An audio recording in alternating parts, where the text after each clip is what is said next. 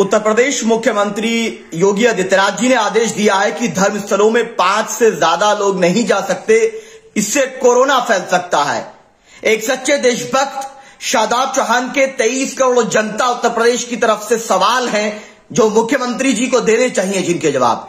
सवाल नंबर 1, क्या आप शराब के ठेके भी बंद करने वाले हैं? क्या आप चुनावी रैलियां, जो त्रिस्तरीय चुनाव चल रहा है, पंचायत चुनाव चल रहा है, सबको रद्द करने वाले हैं?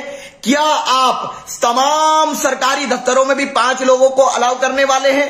क्या आप तमाम कारोबार को, तमाम चीजों को बंद करके, बाजार को बंद करके 5 लोगों की गाइडलाइन लाने वाले हैं?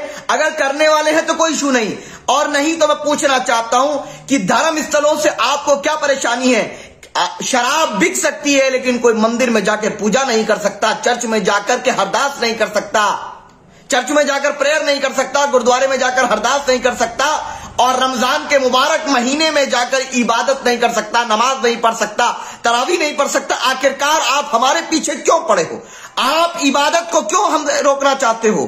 क्यों आप हमको इबादत करने नहीं देना चाहते हो? याद रख लीजिए, या तो शराब के ठेके भी बंद करना होगा, चुनाव के अंदर रैलियों में जो लोग जा रहे हैं उनको भी बंद करना होगा। आप खुद मास्क कई अवसर पर देखा नहीं लगाते, सरकारी दफ्तरों पर भी पाबंदी लगानी होगी, साथ ही साथ बाजार और तमाम चीजों को भी या तो रोकना होगा, नहीं तो हम लोग इस बार संवैधानिक संघर्ष का रास्ता अख्तियार करेंगे। हमको इबादत से रोकने का जो अगर साजिश की जाएगी तो हम लोग संवैधानिक रास्ते को अख्तियार करेंगे। कोरोना की गाइडलाइन और उसके लिए केयर करने से हमारा कोई परहेज नहीं है। गाइडलाइन का पालन हो, केयर होना चाहिए, और हम तो हाथ धोते हैं। पूजा पद्धति का ये सिस्टम होता है कि फ्रेश होने के बाद ही आप कर सकते हैं। ये तमाम धर्म जातियों का सबका यही मानना है।